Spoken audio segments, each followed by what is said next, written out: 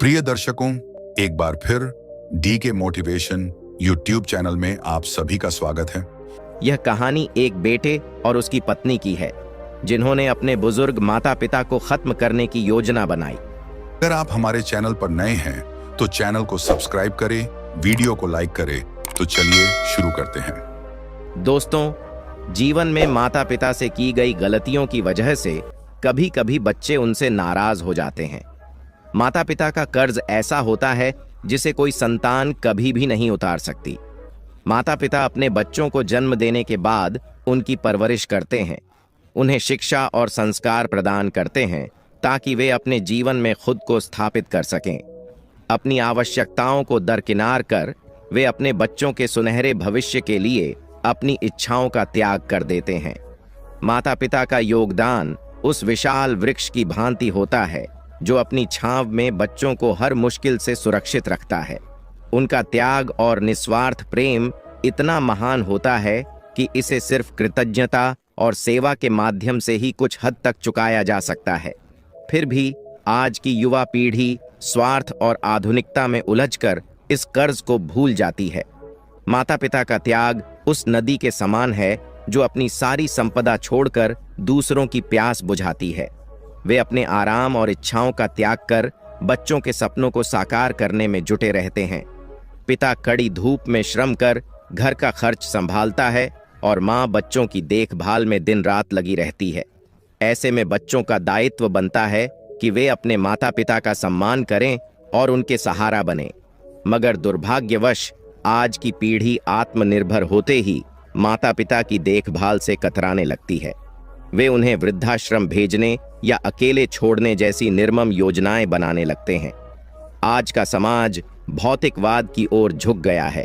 लोग अपनी जिंदगी की व्यस्तताओं में इतने उलझ गए हैं कि माता पिता की देखभाल को बोझ समझने लगे हैं। बुजुर्गावस्था में माता पिता को अपने बच्चों के समर्थन की सबसे ज्यादा आवश्यकता होती है, लेकिन वही संतान उन्हें अकेला छोड़ देती है। यह स्थिति समाज में गिरते हुए संस्कारों और नैतिक मूल्यों का प्रमाण है। संतान का अपने माता पिता से दूरी बनाने का प्रयास उनकी स्वार्थपरता और असंवेदनशीलता को दर्शाता है। वे भूल जाते हैं कि जिन्होंने दिन रात उनकी हर जरूरत का ध्यान रखा, उन्हें अब सम्मान और सेवा मिलनी चाहिए। भारतीय संस्कृति में माता पिता को देवताओं के समान माना गया है। शास्त्रों में कहा गया है, मातृदेवो भव पितृदेवो भव, अर्थात माता पिता को ईश्वर तुल्य आदर देना चाहिए। वे संतान दुर्भाग्यशाली होती हैं जो माता पिता के आरण को नहीं समझते। उनके आशीर्वाद के बिना सफलता की राह पर बढ़ना असंभव है। अगर कोई संतान अपने माता पिता को कष्ट पहुंचाती है तो उसका भविष्य अंधकारमय हो जाता है। आज की पीढ़ी में नैतिक शिक्षा का अभाव है। भौतिक इच्छाओं में फंसे ये लोग अपने माता पिता के त्याग को भूल जाते हैं। उन्हें यह याद नहीं रहता कि जिस तरह वे अपने माता पिता के साथ व्यवहार कर रहे हैं, वैसा ही व्यवहार भविष्य में उनके साथ भी हो सकता है। दोस्तों, माता पिता का कर्ज चुकाना संभव नहीं है, लेकिन उन्हें प्यार, सम्मान और सेवा देकर उनके जीवन को सरल और सुखद बनाया जा सकता है। यह प्रत्येक संतान का कर्तव्य है कि वह माता पिता का सहारा बने, न कि उन्हें बोझ समझे। जो लोग माता पिता से मुक्ति पाने का प्रयास करते हैं, वे सिर्फ अपने जीवन में दुख को न्योता देते हैं, बल्कि समाज के पतन का भी कारण बनते हैं। यह कथा सिद्धार्थ और राधिका की है, जो एक साधारण और मेहनती दंपत्ति थे। उन्होंने अपनी जिंदगी की सारी मेहनत के बाद अपने इकलौते बेटे अर्जुन और उसकी पत्नी दिव्या के सहारे बुढ़ापा आराम से बिताने का सपना देखा था, लेकिन नियति ने उनके लिए कुछ और ही सोच रखा था। दिव्या, जो स्वभाव से स्वार्थी और तीव्र स्वभाव वाली थी, एक दिन अर्जुन से कहने लगी, अर्जुन, मैं अब तुम्हारे माता पिता को और नहीं संभाल सकती। मुझे इन्हें सहन करते हुए 5 साल हो गए हैं। या तो इन्हें वृद्धाश्रम भेज दो या मैं अपने मायके चली जाऊंगी। मैं अब और नहीं झेल सकती। अर्जुन, जो अपनी पत्नी के प्रभाव में था, उसे समझाने की कोशिश करते हुए बोला, प्रिय, तुम जानती हो कि मैं तुम्हारे बिना एक पल भी नहीं रह सकता। तुम मायके जाने की बात मत करो। मैं भी इनसे परेशान हूं, लेकिन ये वृद्धाश्रम जाने के लिए तैयार नहीं है। सिद्धार्थ और राधिका के बेटे अर्जुन और उसकी पत्नी दिव्या ने अपने बुजुर्ग माता पिता से छुटकारा पाने की योजना बनाई। दिव्या ने झुंझलाते हुए कहा, अर्जुन, अब मैं इन दोनों को और बर्दाश्त नहीं कर सकती। कई सालों से मैं इनकी देखभाल कर रही हूं। इन्हें या तो वृद्धाश्रम भेज दो या फिर मैं ये घर छोड़ दूंगी। अब मुझसे और सहन नहीं होता। अर्जुन, जो पहले से ही अपनी पत्नी के प्रभाव में था, उसे शांत करने के लिए बोला, प्रिय, तुम तो जानती हो कि तुम्हारे बिना मैं एक पल भी नहीं रह सकता। मायके जाने की बात मत करो, मैं भी इनसे तंग आ चुका हूं। लेकिन ये लोग वृद्धाश्रम जाने को तैयार नहीं हैं। अर्जुन गुस्से में तिलमिलाते हुए बोला, इनसे छुटकारा पाने के लिए कोई तरीका तो निकालना ही पड़ेगा। दिव्या ने चिढ़ते हुए कहा, तरीका निकालो या जो भी करो, लेकिन मुझे इनसे मुक्ति चाहिए। अर्जुन ने तैश में कहा, ठीक है, बस तुम अपना गुस्सा निकालो, मैं कोई हल निकालता हूं। तभी कमरे से सिद्धार्थ ने आवाज दी, अर्जुन बेटा, इधर आना जरा। यह सुनते ही अर्जुन के गुस्से का पारा और चढ़ गया। उसने झल्लाते हुए कहा, देखो, ये लोग फिर वही नाटक कर रहे हैं। मुझसे तो चैन से बैठा भी नहीं जाता। इनका कुछ बंदोबस्त जल्दी करना ही पड़ेगा। अर्जुन बेमन से अपने पिता के कमरे में गया और चिढ़कर बोला, अब क्या परेशानी है? हर वक्त मुझे क्यों बुलाते रहते हो? राधिका, जो स्वभाव से बेहद शांत थी, बोली, बेटा, यह कोई तरीका है अपने बाबूजी से बात करने का? अर्जुन गुस्से से भड़कते हुए बोला, मां, और क्या करूं?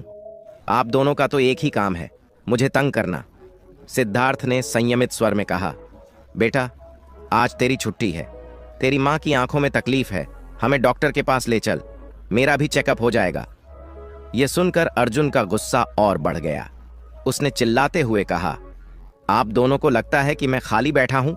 मेरी एक ही छुट्टी होती है और आप लोग उसमें भी काम ले आते हो। पैसे कौन देगा? क्या आसमान से पैसे गिरेंगे? न मेरे पास समय है और न ही पैसे। राधिका ने उसे शांत करने की कोशिश करते हुए कहा, बेटा, इतनी छोटी बात पर क्यों गुस्सा कर रहे हो? अगर तुझे वक्त नहीं है तो हम खुद चले जाएंगे, हमें तेरे पैसों की जरूरत नहीं है। अर्जुन बड़बड़ाता हुआ अपने कमरे में लौट गया। सिद्धार्थ और राधिका ने अपनी थोड़ी बहुत बची हुई जमा पूंजी से अपनी जरूरतें खुद पूरी करने का निश्चय किया। वे डॉक्टर के पास जाने के लिए तैयार हुए। डॉक्टर से परामर्श के बाद जब वे घर लौट रहे थे तो उनके बेटे और बहू के रवैये ने उन्हें भीतर तक तोड़ दिया। इस बीच दिव्या ने अर्जुन पर फिर से दबाव डालते हुए कहा, ये लोग हमें कभी चैन से जीने नहीं देंगे, अब जल्दी कुछ करना होगा। अर्जुन ने सहमति जताते हुए कहा, हां, अब कोई उपाय जल्द निकालना होगा, लेकिन पहले मुझे सोचने दो। और हां, जाओ, मेरे लिए एक अच्छी सी कॉफी बना लाओ। दिव्या किचन की ओर बढ़ गई और अर्जुन सिर पकड़े योजना बनाने में लग गया। वह बुदबुदाने लगा, ऐसा क्या करूं जिससे इनसे हमेशा के लिए छुटकारा मिल जाए। कुछ देर बाद दिव्या कॉफी लेकर आई और अर्जुन से बोली, अब बताओ, क्या सोच रहे हो? अर्जुन ने दिव्या से कहा, मुझे एक उपाय मिल गया है, हम इनसे छुटकारा पा सकते हैं।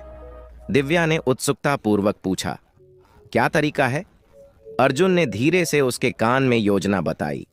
दिव्या खुशी से उछलते हुए बोली, कमाल है, अब हम इनसे आसानी से पिंड छुड़ा लेंगे और तुम्हारी आदर्श बेटे की छवि भी बनी रहेगी। उन्होंने एक दूसरे का हाथ मिलाया और अपनी योजना को अमल में लाने की तैयारियां शुरू कर दीं। अगले दिन दिव्या रसोई में गई और खुद दूध गर्म करने लगी ताकि अपनी साजिश को आगे बढ़ा सके। दिव्या एक दिन गर्म दूध का गिलास लेकर सिद्धार्थ और राधिका के पास पहुंची। बाबूजी, आपके लिए गर्म दूध लाई हूं, इसे पी लीजिए, दिव्या ने मधुर स्वर में कहा। यह सुनकर सिद्धार्थ और राधिका हैरान रह गए। राधिका ने आश्चर्य से पूछा, बहू, यह सब अचानक? दिव्या मुस्कुराते हुए बोली, मां, ऐसा क्यों सोच रही हैं? मैंने आपके लिए प्यार से दूध तैयार किया है, पी लीजिए। सिद्धार्थ और राधिका ने खुशी और आश्चर्य में दूध ले लिया और पीने लगे।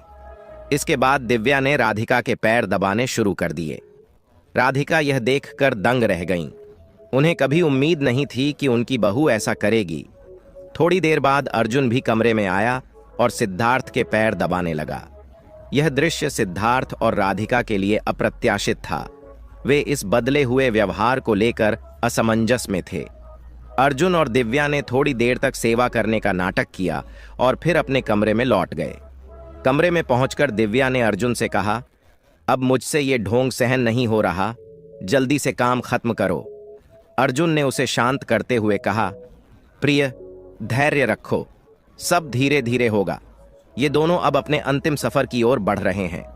दोनों ने एक दूसरे को तसल्ली दी और सोने चले गए। सिद्धार्थ और राधिका अपने बेटे बहू के इस बदले व्यवहार से खुश थे। उन्हें लगा कि शायद अब उनके बच्चों को समझ आ गई है, लेकिन उन्हें यह पता नहीं था कि यह सेवा सत्कार एक बड़ी साजिश का हिस्सा है जो उनके लिए एक नई मुसीबत बनकर सामने आने वाली थी। अगले दिन अर्जुन जब ऑफिस से लौटा तो हाथ में एक नई साड़ी और धोती लेकर सीधे अपने माता पिता के पास गया। मुस्कुराते हुए उसने कहा, पिताजी, यह नई धोती आपके लिए और माँ, यह साड़ी आपके लिए लाई है। मुझे यकीन है आपको पसंद आएगी। यह सुनकर राधिका के चेहरे पर मुस्कान फैल गई। उन्होंने साड़ी को हाथ में लेते हुए कहा, बेटा, तुम्हारा यह प्यार देखकर दिल खुश हो गया। भगवान तुम्हें हमेशा सुखी रखे। सिद्धार्थ ने भी कहा, अर्जुन, हमें इनकी जरूरत नहीं थी, लेकिन यह देखकर अच्छा लग रहा है कि तुम्हारे दिल में हमारे लिए जगह बाकी है। अर्जुन कुछ देर उनके पास बैठा रहा और फिर अपने कमरे में लौट गया। कमरे में पहुंचते ही उसने राहत की सांस ली और सोफे पर बैठते हुए दिव्या से कहा, प्रिय, ये बुजुर्ग जाते जाते भी खर्चा करा रहे हैं। दिव्या ने मुंह बनाते हुए कहा, कोई बात नहीं, काम निकालने के लिए थोड़ा खर्च तो करना ही पड़ता है, लेकिन अब जल्दी से इस मिशन को अंजाम दो। मुझसे यह नाटक ज्यादा दिन बर्दाश्त नहीं होगा। दिव्या को पता था कि सिद्धार्थ को गुड़ की खीर बहुत पसंद है। उसी शाम उसने गुड़ की खीर पकाई और उसे लेकर सिद्धार्थ और राधिका के पास पहुंची। बाबूजी, मैंने आपके लिए खीर बनाई है। मुझे लगा आपका मन कर रहा होगा, दिव्या ने मीठे स्वर में कहा। यह सुनकर राधिका ने हैरानी से पूछा, बहू, तुम्हें कैसे पता चला कि तुम्हारे बाबूजी को खीर का मन था? दिव्या मुस्कुराते हुए बोली, माँ, जैसे आप बिना कहे अपने बच्चों की हर इच्छा जान जाती हैं, वैसे ही बच्चों को भी माता पिता की भावनाएं समझ आती हैं। बस मुझे आभास हुआ और मैंने खीर बना दी। दिव्या की इस बात से सिद्धार्थ और राधिका भावुक हो गए। सिद्धार्थ खीर खाते हुए बोले, भगवान ने हमारे बच्चों को सद्बुद्धि दी है। अर्जुन सिद्धार्थ और राधिका का इकलौता बेटा था। सिद्धार्थ ने अपनी छोटी सी नौकरी के जरिए घर का खर्चा संभाला था। सिद्धार्थ और राधिका के बेटे अर्जुन और उसकी पत्नी दिव्या ने अपने माता पिता से हमेशा के लिए छुटकारा पाने की चालाक योजना बनाई थी। सिद्धार्थ, जो ईमानदार और मेहनती व्यक्ति थे, ने अपनी सीमित आय के बावजूद अर्जुन की शिक्षा में कोई कमी नहीं आने दी। उनकी पत्नी राधिका, जो समझदार और धैर्यवान थीं, ने अपने पति की कमाई से थोड़ा थोड़ा बचाकर एक जमीन खरीदी और उस पर एक छोटा सा घर बनवाया। जब अर्जुन छोटा था तब सिद्धार्थ की आय सीमित थी, लेकिन उन्होंने उसे अच्छे स्कूल और कॉलेज में पढ़ाया। उनकी मेहनत रंग लाई और अर्जुन को बिजली विभाग में सरकारी नौकरी मिल गई। जब अर्जुन की शादी की बात आई तो रिश्तेदारों ने दिव्या का प्रस्ताव रखा। दिव्या, जो देखने में सरल और मासूम लगती थी, अर्जुन और उसके माता पिता को तुरंत पसंद आ गई, लेकिन यह मासूमियत महज दिखावा थी। विवाह के कुछ समय बाद दिव्या ने अपना असली स्वभाव दिखाना शुरू कर दिया। वह छोटी छोटी बातों पर सिद्धार्थ और राधिका को ताने मारती और विरोध करने पर घर सिर पर उठा लेती। सिद्धार्थ, जो थोड़े गुस्सैल थे, कभी कभी नाराज हो जाते, लेकिन राधिका अपने शांत स्वभाव से स्थिति को संभाल लेती थीं। शादी से पहले अर्जुन अपने माता पिता की सेवा करता और उनका आदर करता था, लेकिन शादी के बाद वह दिव्या के प्रभाव में आ गया। दिव्या की मीठी बातों और झूठे प्रेम के चलते अर्जुन ने अपने माता पिता से दूरी बना ली। अब वह हर समय उन पर गुस्सा करता और अपमानजनक बातें कहता। अर्जुन और दिव्या का यह बदला हुआ व्यवहार केवल एक गहरी साजिश का हिस्सा था। उनका मकसद सिद्धार्थ और राधिका को जिंदगी से दूर करना था। सिद्धार्थ और राधिका के लिए यह बदलाव किसी बड़े आघात से कम नहीं था, लेकिन वे चुपचाप सब सहते रहे। उन्हें यह समझ में नहीं आ रहा था कि जिस बेटे को उन्होंने अपना सब कुछ देकर पाला, वह अब उनके साथ ऐसा क्यों कर रहा है। अर्जुन, जो अब अपने पद और अधिकार का दुरुपयोग करने लगा था, रिश्वत लेकर अपनी जिंदगी में ऐशो आराम जुटाने की कोशिश कर रहा था। वह अक्सर लोगों को परेशान कर जुर्माना वसूलता। सिद्धार्थ ने उसे समझाते हुए कहा, बेटा, रिश्वत लेना गलत है, चाहे थोड़ा ही सही, लेकिन ईमानदारी से कमाना चाहिए। यह सुनकर अर्जुन चिढ़ जाता और बहस करने लगता। आप मेरी खुशियों से जलते हैं। आपको बर्दाश्त नहीं होता कि मैं अपनी पत्नी के साथ अच्छा जीवन जी रहा हूं। हर बार मेरे काम में दखल क्यों देते हो। यह सुनकर सिद्धार्थ का गुस्सा फूट पड़ा और उन्होंने अर्जुन को थप्पड़ मार दिया। यह घटना अर्जुन के दिल में गहराई तक बैठ गई और उसने ठान लिया कि वह अपने माता पिता को हमेशा के लिए हटा देगा। 3 दिन बाद अर्जुन ने अपनी योजना का पहला कदम उठाया। रात में वह अपने माता पिता के कमरे में गया और बनावटी पछतावे के साथ बोला, बाबूजी, उस दिन गुस्से में मैंने आपको गलत बातें कह दी, मुझे माफ कर दीजिए। सिद्धार्थ, जो एक पिता थे, ने सहजता से कहा, कोई बात नहीं बेटा, हर किसी से भूल हो जाती है। अर्जुन ने आगे कहा, बाबूजी, आपको और मां को डॉक्टर के पास कब जाना है। राधिका ने उत्तर दिया, बेटा, कल डॉक्टर ने हमें बुलाया है। अर्जुन ने मुस्कुराते हुए कहा, मां, मैं कल आपको डॉक्टर के पास खुद लेकर जाऊंगा, लेकिन उससे पहले मैं आपको मंदिर के दर्शन करवाना चाहता हूं। मेरे दोस्त ने एक अच्छे मंदिर के बारे में बताया है। दर्शन के बाद हम डॉक्टर के पास चलेंगे। सिद्धार्थ और राधिका को लगा कि उनका बेटा बदल गया है और वे खुश हो गए। अगले दिन सुबह अर्जुन ने अपनी पत्नी दिव्या और माता पिता को गाड़ी में बैठाया और डॉक्टर के पास ले गया। डॉक्टर से चेकअप और दवाइयां दिलवाने के बाद उसने गाड़ी को एक सुनसान हाईवे की ओर मोड़ दिया। राधिका को कुछ अजीब लगा। उन्होंने पूछा, बेटा, यह मंदिर कितनी दूर है। दिव्या ने घबराने का नाटक करते हुए कहा, हाँ अर्जुन, यह रास्ता तो बड़ा अजीब लग रहा है, कब तक पहुंचेंगे। अर्जुन ने गाड़ी चलाते हुए कहा, शायद हम गलती से हाईवे पर आ गए हैं, लेकिन चिंता मत करो, मैं सही रास्ता ढूंढ लूंगा। कुछ देर बाद गाड़ी अचानक रुक गई और इंजन से अजीब आवाजें आने लगीं। अर्जुन परेशान होने का नाटक करते हुए गाड़ी से बाहर निकला। अर्जुन ने गाड़ी का बोनट खोलकर देखने का नाटक किया और फिर उसे जोर से बंद करते हुए बोला, गाड़ी खराब हो गई है, लगता है मैकेनिक को बुलाना पड़ेगा। आप लोग यहीं रुकें, मैं पास के गांव से मैकेनिक लेकर आता हूं। राधिका चिंतित स्वर में बोली, बेटा, यह रास्ता बड़ा डरावना लग रहा है, चारों ओर जंगल है, आराम से जाना और जल्दी लौट आना। अर्जुन ने सिर हिलाते हुए कहा, जी मां, चिंता मत कीजिए, मैं जल्द ही वापस आऊंगा।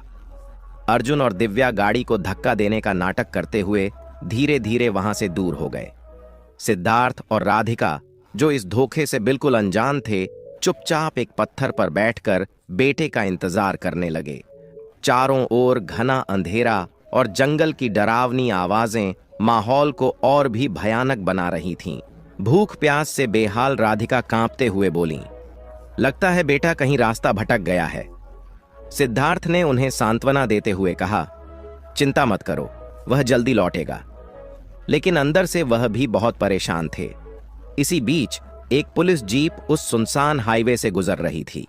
जीप में बैठे दया प्रसाद दुबे, जो ईमानदार और दयालु सीनियर पुलिस अधिकारी थे, ने सड़क किनारे बुजुर्ग दंपति को बैठे देखा। उन्होंने तुरंत जीप रोकी और उनके पास आकर बोले, चाचा जी, इतनी रात को आप लोग यहां सुनसान जगह पर क्या कर रहे हैं। राधिका ने हिम्मत जुटाकर पूरी कहानी बताई। यह सुनकर दुबे जी के चेहरे पर गुस्सा और दुख साफ झलक रहा था। उन्होंने कहा, आप लोग मेरे साथ चलिए, ऐसी निर्दयी संतान पर भरोसा करना अब व्यर्थ है। मेरे क्वार्टर पर रहिए, वहां आप सुरक्षित रहेंगे। दुबे जी ने सिद्धार्थ और राधिका को अपनी जीप में बैठाया और उन्हें अपने घर ले गए। वहां उन्होंने उन्हें खाना खिलाया और आराम करने के लिए कहा, आप लोग निश्चिंत रहें, मैं यहां अकेला रहता हूं और जब तक आप चाहें मेरे साथ आराम से रह सकते हैं। सिद्धार्थ और राधिका का रो रो कर बुरा हाल था।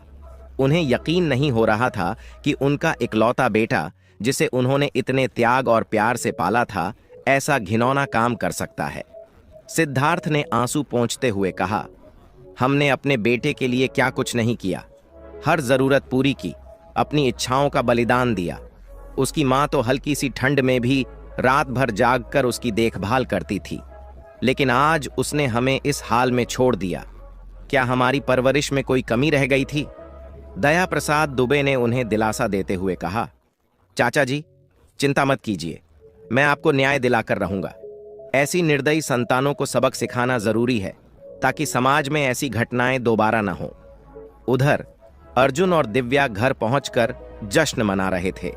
उन्हें लग रहा था कि अब उनका जीवन सुखमय हो जाएगा, क्योंकि सिद्धार्थ और राधिका से उनका पीछा छूट चुका था। दिव्या हंसते हुए बोली, अब तो या तो ये भूख प्यास से दम तोड़ देंगे या जंगल में किसी जानवर का शिकार बन जाएंगे। अर्जुन ने थकते हुए कहा, हाँ, अब हम चैन से अपनी जिंदगी जी सकते हैं। लेकिन उन्हें यह नहीं पता था कि उनके इस कृत्य का परिणाम जल्द ही उनके सामने आने वाला था। दया प्रसाद दुबे ने सिद्धार्थ और राधिका के साथ न्याय करने की ठान ली थी। उन्होंने अर्जुन और दिव्या के खिलाफ कानूनी कार्रवाई की योजना बनाई। दुबे जी ने कहा, चाचा जी, मैं अर्जुन और दिव्या को कानून के दायरे में सजा दिलवा सकता हूं, लेकिन वह आपके बेटे और बहू हैं। फैसला आपका होगा। बताइए, आप क्या चाहते हैं? राधिका ने भारी मन से कहा, बेटा, सबसे पहले हमें हमारा घर वापस चाहिए। वह घर हमारे सपनों की नींव है, जिसे हमने अपनी मेहनत और त्याग से बनाया था। उस पर उनका कोई अधिकार नहीं है। बाकी तुम जो उचित समझो करो। सिद्धार्थ ने सहमति में सिर हिलाते हुए कहा, हाँ बेटा, हमारा घर हमें वापस चाहिए। बाकी का फैसला तुम्हारे ऊपर है, और हमें सम्मान के साथ जीवन जीने का अधिकार मिल जाए। बाकी जो भी सजा तुम्हें उचित लगे वह दो। राधिका ने भारी मन से कहा। दुबे जी ने सिद्धार्थ और राधिका से अर्जुन और दिव्या की पूरी जानकारी ली और फिर अपने घर पर काम करने वाली महिला को निर्देश दिया कि उनका पूरा ख्याल रखा जाए।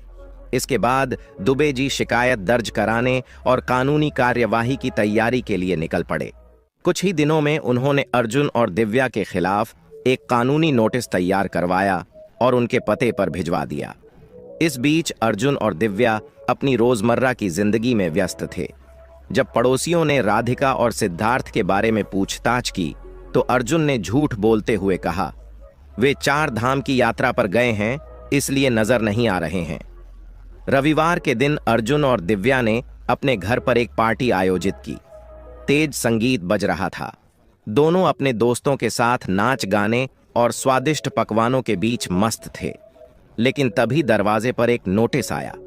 नोटिस पढ़ते ही उनके चेहरों की खुशी गायब हो गई। उसमें लिखा था, यह मकान सरकारी जमीन पर अवैध रूप से बना है। इसे खाली करने के लिए आपको 3 दिन का समय दिया जाता है। अर्जुन और दिव्या घबरा गए और तुरंत वकीलों के पास भागे, लेकिन किसी ने उनकी मदद नहीं की।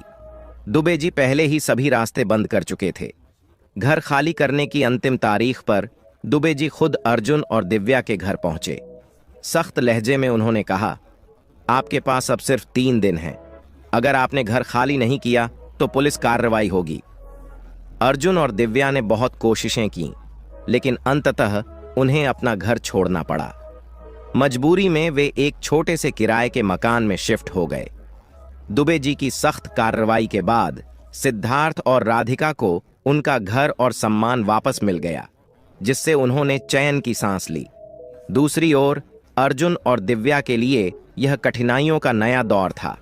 नए किराए के मकान में शिफ्ट होते ही दिव्या ने अर्जुन पर गुस्सा निकालना शुरू कर दिया। यह साधारण घर मेरे लिए नहीं है। इतनी गर्मी में बिना एसी के मैं नहीं रह सकती। अगर यहां रहना है तो अकेले रहो, मुझे मायके छोड़ दो, उसने ताने देते हुए कहा। अर्जुन गुस्से से बोला, तुम ऐसा बोल रही हो जैसे मैं यहां खुशी से रह रहा हूं। थोड़ा सब्र करो, मैं कुछ इंतजाम करने की कोशिश करता हूं। अच्छे वकीलों से संपर्क करता हूं, लेकिन याद रखो, यह नोटिस सरकारी है, इसे चुनौती देना आसान नहीं होगा। दिव्या ने झल्लाते हुए कहा, तुम्हारे पास सिर्फ 1 महीने का वक्त है। अगर कुछ नहीं हुआ तो मैं मायके चली जाऊंगी।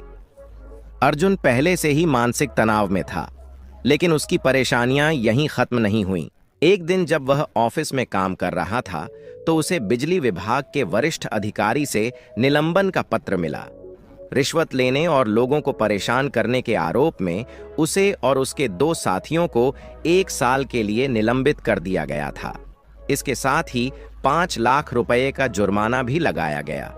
यह खबर पढ़ते ही अर्जुन के होश उड़ गए। वह कांपता हुआ घर पहुंचा और बिस्तर पर गिर पड़ा। दिव्या ने उसे इस हालत में देखकर पूछा, क्या हुआ? आप इतने परेशान क्यों लग रहे हैं? अर्जुन टूटे स्वर में बोला, सब खत्म हो गया। मुझे निलंबित कर दिया गया है और 5 लाख रुपए का जुर्माना भी लगाया गया है। अब हम क्या करेंगे? दिव्या ने व्यंग्य भरे लहजे में कहा, यही सबक तुम्हारे बाबूजी तुम्हें सिखा रहे थे। रिश्वत मत लो, अब भुगतो। अर्जुन गुस्से में तमतमाते हुए बोला, तुम मुझे ये ताने मार रही हो? तुम्हारे महंगे शौक और खर्चों की वजह से ही मैं रिश्वत लेने पर मजबूर हुआ। तुम ही तो बताती थी कि कहाँ छापा मारना है और किन से पैसे वसूलने हैं। अब मुझे ज्ञान मत दो, अर्जुन गुस्से से चिल्लाया। दोनों के बीच बहस बढ़ती चली गई और वे एक दूसरे पर आरोप लगाने लगे। धीरे धीरे रिश्वत से कमाई गई सारी बचत खत्म हो गई। ऊपर से मकान मालिक ने किराया बढ़ाने की मांग कर दी। अर्जुन ने विनम्रता से कहा, मैं इतना ज्यादा किराया नहीं दे सकता, कृपया कुछ समय और दे दीजिए। लेकिन मकान मालिक ने साफ शब्दों में कहा, या तो ज्यादा किराया दो या मकान खाली करो। कोई दूसरा विकल्प न होने के कारण अर्जुन और दिव्या को मकान छोड़ना पड़ा। मजबूरन उन्हें फुटपाथ पर रहना पड़ा।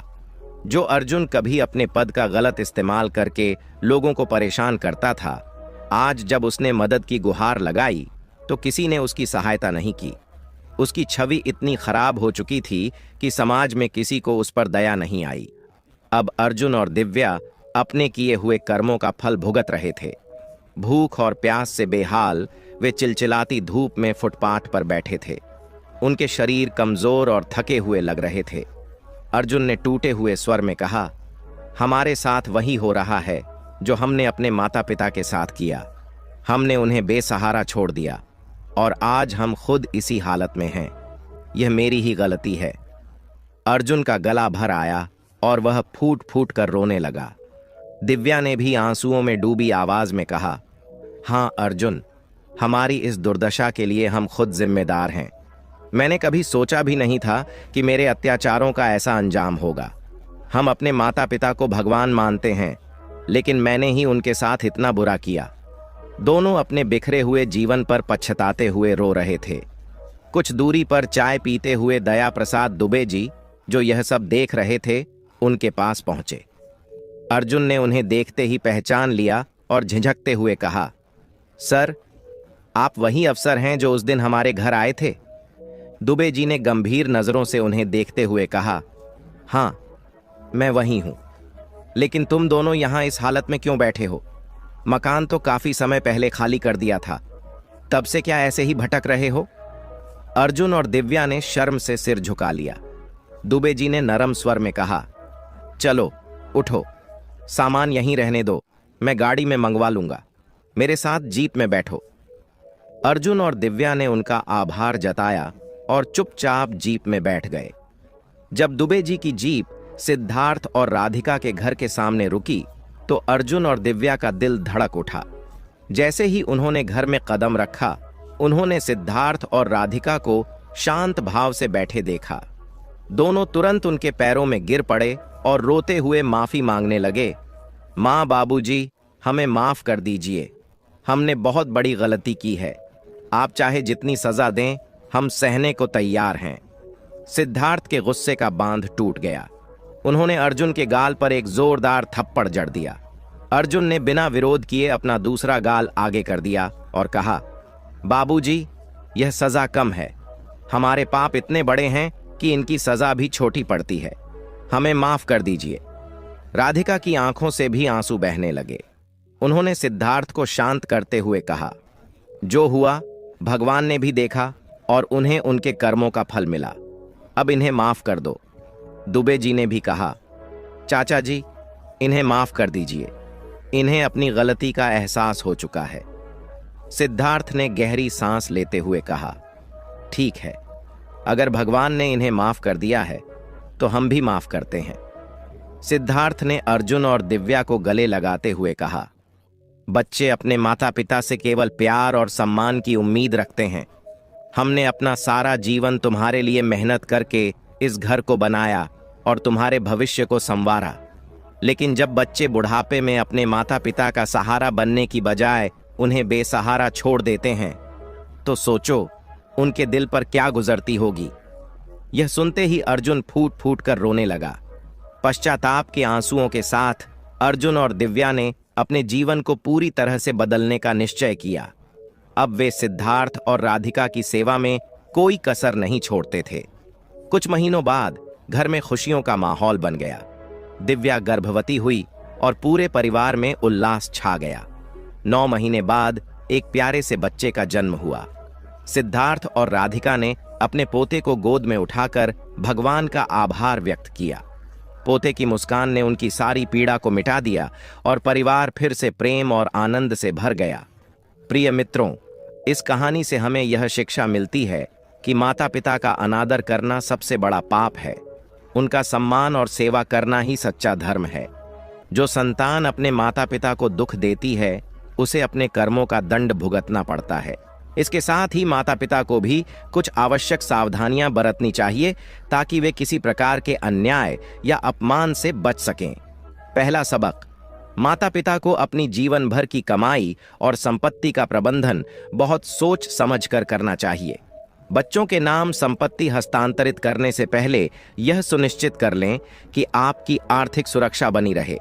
दूसरा सबक, संपत्ति और घर का हस्तांतरण तभी करें जब आपको यह पूरा विश्वास हो जाए कि बच्चे आपकी देखभाल और इज्जत करेंगे।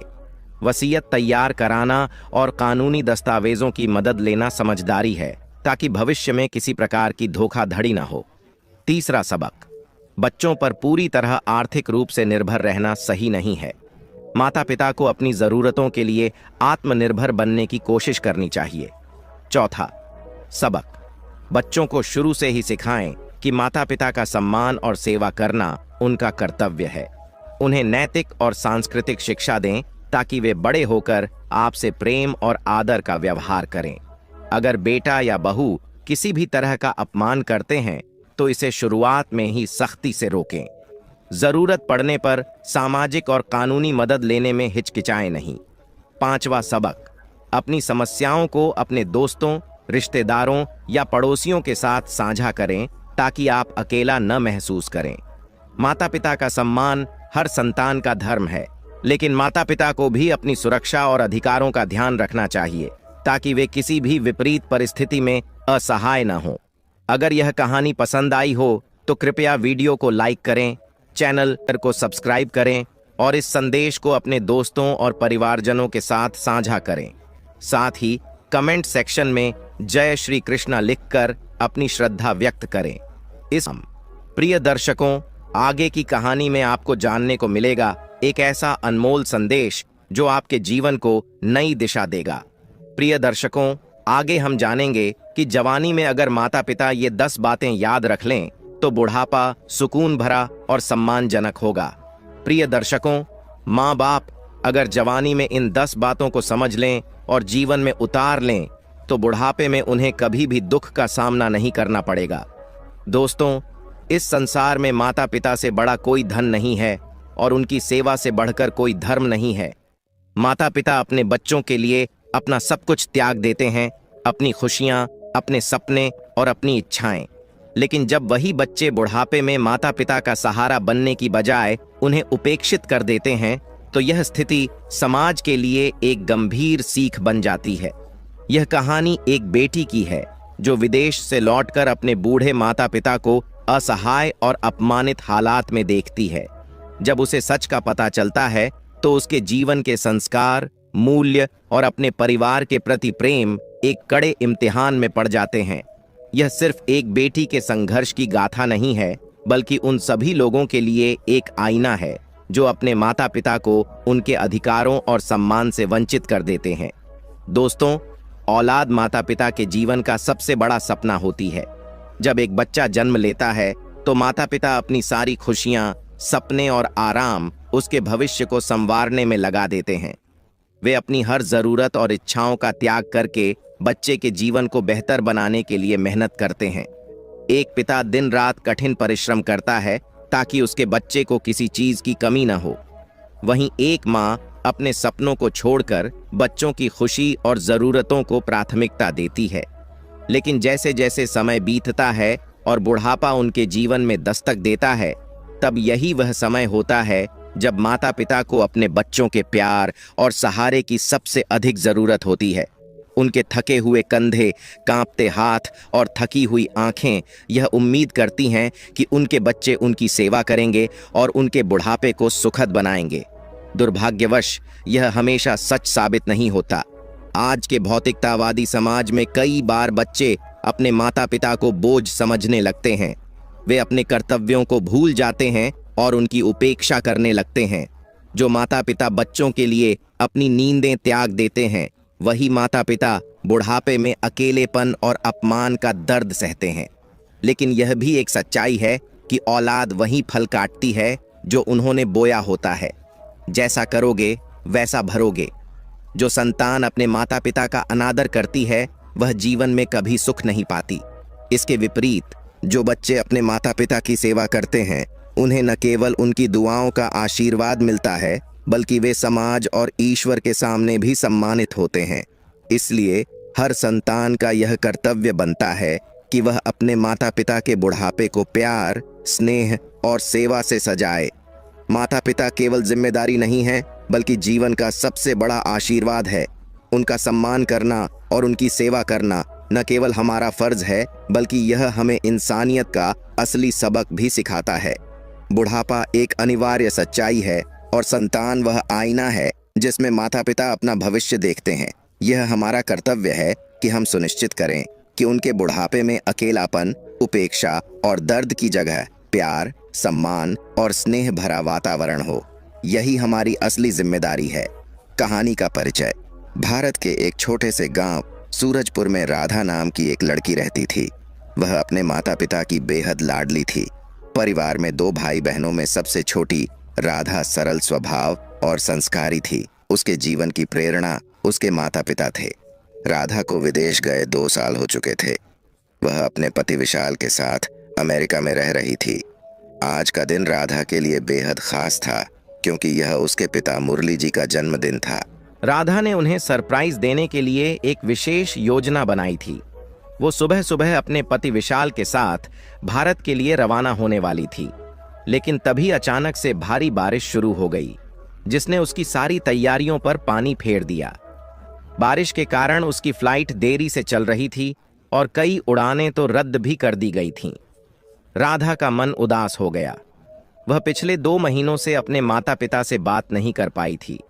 जब भी वह अपने भाई सुमेर को फोन करती तो उसे यही जवाब मिलता कि माँ पापा घर पर नहीं हैं, वे किसी यात्रा पर गए हुए हैं। चिंता मत करो, वे बिल्कुल ठीक हैं। ये जवाब राधा के मन में बेचैनी बढ़ा रहे थे।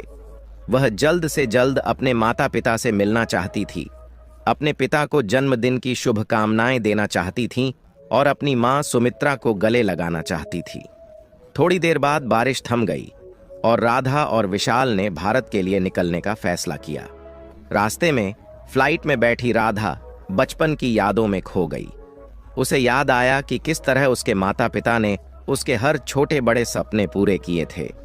उसे अपना बचपन याद आने लगा, जब वह गांव के खेतों में अपने भाइयों के साथ खेलती थी, कभी अपनी माँ के साथ रसोई में मदद करती थी और कभी अपने पिता मुरली के साथ खेतों पर जाकर उनके काम में हाथ बंटाती थी। मुरली और सुमित्रा अपनी बेटी पर बहुत गर्व करते थे। राधा पढ़ाई में भी बेहद होशियार और संस्कारी लड़की थी। जब उसका कॉलेज खत्म हुआ तो मुरली और सुमित्रा ने उसकी शादी कराने का निर्णय लिया। जब लड़के वाले उसे देखने आए तो उसकी सादगी और शालीनता देखकर उन्होंने तुरंत उसे पसंद कर लिया। कुछ महीनों बाद शादी धूमधाम से संपन्न हुई और राधा ने विशाल के साथ नए जीवन की शुरुआत की। विशाल एक समझदार और विनम्र स्वभाव का व्यक्ति था, जो राधा का हमेशा सम्मान करता था। शादी के कुछ समय बाद विशाल को विदेश में नौकरी मिल गई। वह चाहता था कि राधा भी उसके साथ विदेश चले, लेकिन राधा का वीजा प्रक्रिया में था, इसलिए विशाल को अकेले जाना पड़ा। कुछ महीनों बाद राधा का वीजा भी बन गया। विदेश जाने से पहले उसने सोचा कि वह अपने माता पिता से मिलकर उनका आशीर्वाद ले लें। राधा जब अपने माता पिता मुरली और सुमित्रा से मिलने पहुंची तो वह उन्हें देखकर फूट फूट कर रोने लगी। मुरली ने उसे सांत्वना देते हुए कहा, बेटी, चिंता क्यों करती हो?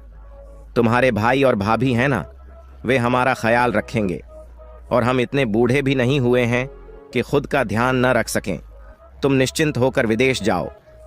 भारी मन से राधा ने अपने माता पिता से विदाई ली और अपने पति विशाल के साथ विदेश चली गई। समय बीतता गया। 2 साल के इस अंतराल में राधा के मन में अपने माता पिता से मिलने की चाहत और बढ़ती गई। कोरोना महामारी के चलते वह अपने देश नहीं लौट पाई, लेकिन जब हालात सामान्य हुए तो उसने और विशाल ने भारत लौटने का निर्णय लिया। राधा पूरे उत्साह और खुशी के साथ इस यात्रा पर निकल पड़ी। घंटों का लंबा सफर तय करने के बाद जब वह अपने घर पहुंची तो उसका दिल जोर जोर से धड़कने लगा। दरवाजे पर पहुंचकर उसने आवाज दी, माँ, पापा, भैया, भाभी, आप लोग कहाँ हैं? लेकिन उसे कोई जवाब नहीं मिला। घर में सन्नाटा पसरा हुआ था। तभी उसे घर का पुराना नौकर प्रकाश नजर आया। राधा ने तुरंत पूछा, प्रकाश काका, मम्मी पापा कहाँ हैं? भैया भाभी भी दिखाई नहीं दे रहे, क्या वे कहीं बाहर गए हैं? प्रकाश ने धीमी आवाज में जवाब दिया, बेटी, बड़े साहब और बड़ी मालकिन कहीं घूमने गए हैं। छोटे साहब और छोटी मालकिन मंदिर में पूजा करवा रहे हैं। आज बड़े साहब का जन्मदिन जो है। यह सुनकर राधा ने तुरंत विशाल से कहा, विशाल, चलो हम भी मंदिर चलते हैं, पापा के लिए कुछ पूजा कर लेते हैं। राधा और विशाल मंदिर पहुंचे, लेकिन वहां उन्हें राधा के भाई भाभी नहीं मिले। यह देखकर राधा ने सोचा कि शायद वे किसी और मंदिर में गए होंगे, लेकिन तभी राधा को अपने पिता की वह इच्छा याद आ गई जो उन्होंने कई बार उसके सामने जाहिर की थी। उनका जन्मदिन अनाथालय में जरूरतमंदों को कपड़े और उपहार बांटकर मनाया जाए।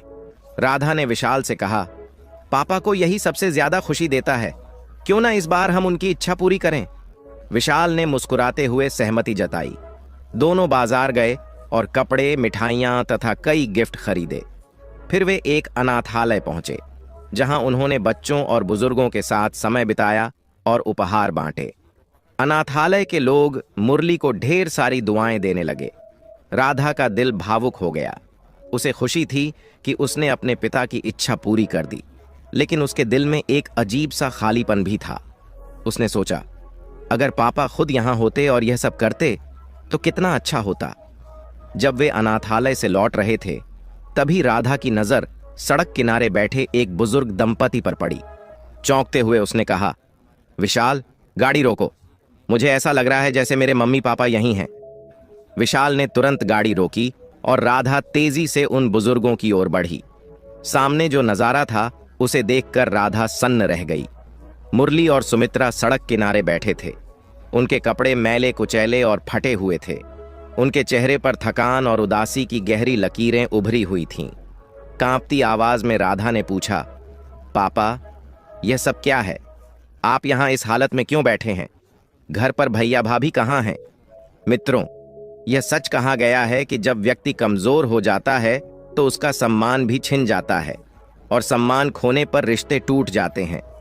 राधा को एहसास हुआ कि माता पिता की सबसे बड़ी संपत्ति उनकी संतान होती है, लेकिन जब संतान अपने कर्तव्यों को भूल जाए तो माता पिता उपेक्षा और अकेलेपन का शिकार हो जाते हैं। अपने माता पिता को इस हालत में देखकर राधा का दिल भीतर से टूट गया। उसकी आंखों से आंसुओं की धार बह निकली। उसने अपने माता पिता को गले लगाते हुए कहा, माँ, पापा, यह सब कैसे हुआ? आप इस हालत में कैसे आ गए? मेरा दिल बैठा जा रहा है। मुझे सब कुछ बताइए, आपके साथ क्या हुआ? सुमित्रा ने अपनी बेटी को शांत करते हुए कांपती आवाज में कहा, बेटा, कहां से शुरू करूं? तुम्हारी शादी के बाद सब कुछ धीरे धीरे बदलने लगा। जब तुम्हारे पापा मुरली रिटायर हुए तो हमें लगा कि अब परिवार के साथ समय बिताएंगे और सुकून से रहेंगे, लेकिन जैसे ही तुम्हारे पापा घर पर रहने लगे, तुम्हारी भाभी नेहा ने हमें ताने मारने शुरू कर दिए। उसे हमारा घर में होना बोझ लगने लगा। धीरे धीरे तुम्हारा भाई सुमेर भी उसकी बातों में आ गया। सुमित्रा की आवाज कंपा रही थी। उसने आंसू पोंछते हुए कहा, बेटी, तेरी भाभी ने हमें घर के सारे कामों में झोंक दिया। वह खुद अपनी सहेलियों के साथ किटी पार्टी और घूमने फिरने में व्यस्त रहती थी। जब हम थक कर बैठ जाते तो वह हमें ताने मारती थी। खाने के नाम पर हमें बासी भोजन दिया जाता था। अगर कभी मैं छुपकर ताज़ा खाना ले लेती तो वह मेरे हाथ से छीन लेती थी। राधा का गुस्सा उबाल पर था, लेकिन उसने खुद को शांत रखते हुए पूछा, माँ, फिर क्या हुआ? आपने ये सब क्यों सहा? सुमित्रा ने गहरी सांस लेते हुए कहा, बेटा, तेरे पापा की तबीयत ठंड में खराब रहने लगी और बासी खाना खाने की वजह से उनकी हालत और बिगड़ गई। जब मैंने तेरे भाई से दवा के लिए पैसे मांगे तो उसने साफ मना कर दिया। उसने कहा, बुढ़ापे में बीमारियां तो होती ही हैं, इसे सहन करो, मेरे पास पैसे नहीं हैं, मुझे परेशान मत करो। सुमित्रा की आंखें फिर से छलक पड़ीं। बेटा, यह सुनकर मेरा दिल टूट गया, लेकिन मैंने हिम्मत नहीं हारी। मैंने अपने गहने बेचकर तेरे पापा का इलाज करवाया, फिर भी उनकी हालत सुधरने के बजाय बिगड़ती चली गई। जब तेरे पापा को कोरोना हुआ तो तेरे भाई और भाभी ने हमें घर से निकाल दिया। कहने लगे कि हम घर में बीमारी फैला देंगे। राधा ने अपने माता पिता को और मजबूती से गले लगा लिया। सुमित्रा ने रोते हुए कहा, बेटा, उसके बाद हम दर दर भटकते रहे। अपने गहने बेचकर तेरे पापा का इलाज करवाया, लेकिन इस उम्र में कोई काम देने को तैयार नहीं था। मजबूरी में हमें भीख तक मांगनी पड़ी। ये बहुत दर्दनाक है कि अपने ही बेटे के होते हुए हमें यह दिन देखना पड़ा। मित्रों, यह सब सुनकर राधा का दिल चीख उठा। उसने अपने माता पिता से दृढ़ स्वर में कहा, माँ, पापा, अब बहुत हो गया, आप मेरे साथ चलिए। आप उस घर में अब वापस नहीं लौटेंगे जहां आपको ताने दिए गए और अपमानित किया गया, लेकिन जिस घर को आपने अपने खून पसीने से बनाया है वहां लौटना आपका अधिकार है। मैं देखती हूं कौन आपको वहां से निकालता है। दोस्तों, ऐसा कहा जाता है कि जो संतान अपने माता पिता का अपमान करती है उसे जीवन में कभी सुख और शांति नहीं मिलती। माता पिता हमारी जड़ें हैं, उनकी उपेक्षा करना ऐसा ही है जैसे अपने जीवन के आधार को कमजोर करना। अपने माता पिता की दयनीय स्थिति देखकर राधा ने ठान लिया कि वह उन्हें उनका सम्मान और अधिकार वापस दिलाकर रहेगी। घर लौटने से पहले उसने नौकर प्रकाश को फोन किया और कहा, प्रकाश, घर को अच्छे से साफ सुथरा कर देना। आज मेरे मम्मी पापा का जन्मदिन है, मैं उन्हें लेकर आ रही हूं। प्रकाश ने तुरंत तैयारी शुरू कर दी। जब राधा अपने माता पिता को लेकर घर पहुंची तो घर पूरी तरह से सजाया हुआ था। रंगोली बनाई गई थी और दीपक जलाए गए थे। राधा ने अपने माता पिता से कहा, माँ और बाबूजी, अब से यह घर फिर से आपका है, इसे कोई आपसे नहीं छीन सकता। राधा और उसके पति विशाल ने मिलकर मुरली का जन्मदिन धूमधाम से मनाया। विशाल ने होटल से मुरली और सुमित्रा की पसंदीदा चीजें मंगवाईं। इतने दिनों बाद मुरली और सुमित्रा ने स्वादिष्ट और ताज़ा खाना खाया था। उनके चेहरे पर मुस्कान और आंखों में संतोष साफ झलक रहा था। यह जन्मदिन उनके लिए किसी सपने से कम नहीं था। उन्होंने राधा और विशाल को गले लगाते हुए कहा, बेटा, आज तुमने हमें वह खुशी दी है जिसकी हमने कल्पना भी नहीं की थी। भगवान हर माता पिता को तुम्हारे जैसी बेटी और दामाद दे। शाम से रात हो गई, लेकिन राधा का भाई सुमेर और उसकी पत्नी नेहा अब तक घर नहीं लौटे थे। देर रात लड़खड़ाते कदमों के साथ सुमेर और नेहा घर में दाखिल हुए। जैसे ही उनकी नजर मुरली और सुमित्रा पर पड़ी, उनका गुस्सा फूट पड़ा। सुमेर चिल्लाते हुए बोला, आप दोनों की हिम्मत कैसे हुई इस घर में आने की? किसने आपको यहां बुलाया? राधा का गुस्सा भी अब चरम पर था। उसने सुमेर को कड़े शब्दों में जवाब दिया, सुमेर, यह घर तुम्हारा नहीं है, यह मेरे मम्मी पापा का घर है जिसे उन्होंने अपनी मेहनत से बनाया है। तुम्हें यहां रहने का कोई हक नहीं है।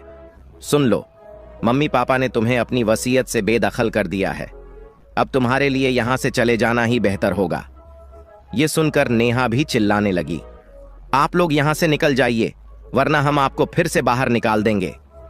राधा ने गुस्से में कहा, अब मैं देखती हूं कि मेरे मम्मी पापा को कौन इस घर से निकालता है। यह कहते हुए उसने नेहा को एक जोरदार थप्पड़ मारा। नेहा जमीन पर गिर पड़ी। राधा ने सख्त लहजे में कहा, यह घर मेरे माता पिता का है और अब यहां तुम्हारी कोई जगह नहीं है। अपना सामान समेटो और यहां से चले जाओ। सुमेर ने तुरंत मुरली के पैरों में गिरकर माफी मांगनी शुरू कर दी। उसने रोते हुए कहा, पापा, मुझसे गलती हो गई, मुझे माफ कर दीजिए, मुझे घर से मत निकालिए, वसीयत से बेदखल मत कीजिए। लेकिन मुरली का दिल अब अपने बेटे के लिए कठोर हो चुका था।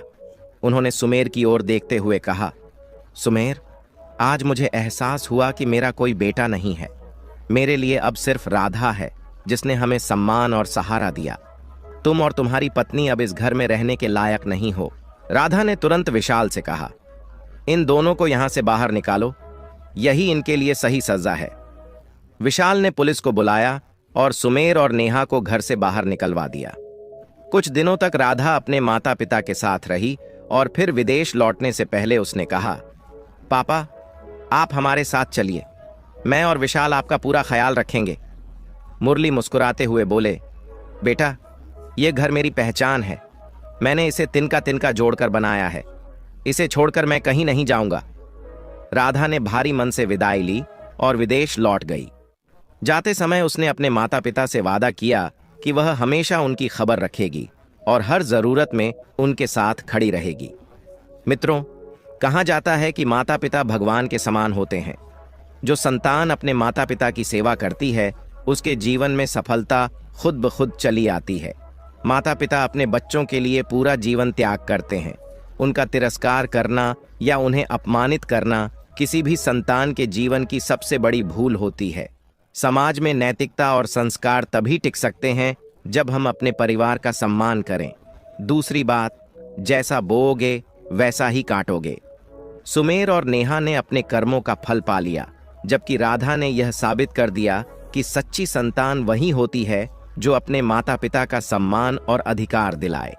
बुढ़ापे में माता पिता को इज्जत और सहारा पाने के लिए सिर्फ बच्चों को अच्छे संस्कार देना ही जरूरी नहीं है, बल्कि खुद भी कुछ सावधानियां बरतनी चाहिए ताकि उनका सम्मान बना रहे।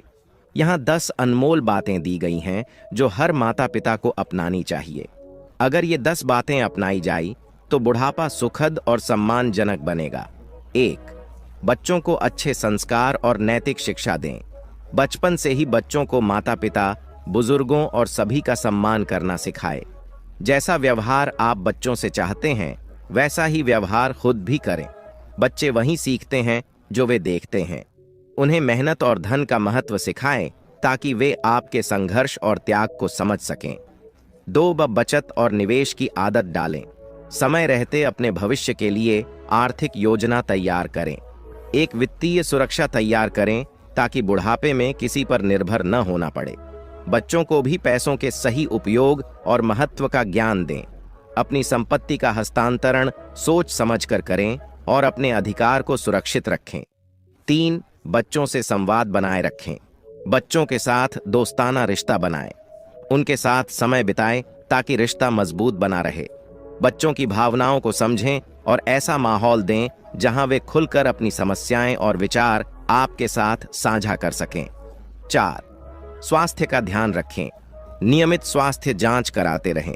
अपनी फिटनेस बनाए रखें और आत्मनिर्भर बनने की कोशिश करें। जब तक संभव हो अपने छोटे मोटे काम खुद करें। इससे बच्चे भी आपको सम्मान की दृष्टि से देखेंगे। 5. बच्चों के निजी जीवन में अधिक हस्तक्षेप न करें। उन्हें उनकी स्वतंत्रता का अनुभव करने दें। सलाह तभी दें जब वे खुद आपसे मार्गदर्शन मांगें। जरूरत से ज्यादा दखल देने से रिश्तों में दूरियां बढ़ सकती हैं। 6. संपत्ति का निष्पक्ष वितरण करें। अगर आपके कई बच्चे हैं तो उनके साथ समान व्यवहार करें। किसी के प्रति पक्षपात न करें। संपत्ति का बंटवारा निष्पक्ष रूप से करें ताकि भविष्य में झगड़े की स्थिति न बने। 7. धर्म और संस्कृति का महत्व सिखाएं। बच्चों को नैतिक शिक्षा दें ताकि वे सही और गलत में भेद करना सीख सकें। उन्हें दान, पुण्य और सेवा के कार्यों में शामिल करें ताकि वे दूसरों के प्रति संवेदनशील बने और संस्कारवान बने। 8. प्यार और सम्मान के साथ रिश्ते को सहेजें। बच्चों के साथ प्रेम और सम्मान का रिश्ता बनाए रखें। उनका मार्गदर्शन करें, लेकिन उनकी स्वतंत्रता का आदर भी करें। खुले संवाद के जरिए रिश्ते को मजबूत बनाएं। 9. बच्चों से अधिक उम्मीदें न रखें। यदि बच्चे कभी आपकी उम्मीदों पर खरे नहीं उतरते हैं तो नाराज होने की बजाय उन्हें समझाएं। यदि वे किसी कारणवश दूर रहते हैं तो उनके साथ संपर्क बनाए रखें और संवाद न तोड़ें। 10. आत्मनिर्भर और सक्रिय रहें। बुढ़ापे में दूसरों पर निर्भर न रहने की आदत डालें। अपने शौक, रुचियों और सामाजिक गतिविधियों में शामिल रहें। इससे बच्चे आपको प्रेरणा की तरह देखेंगे और आपका सम्मान करेंगे। जैसा बोओगे वैसा ही काटोगे।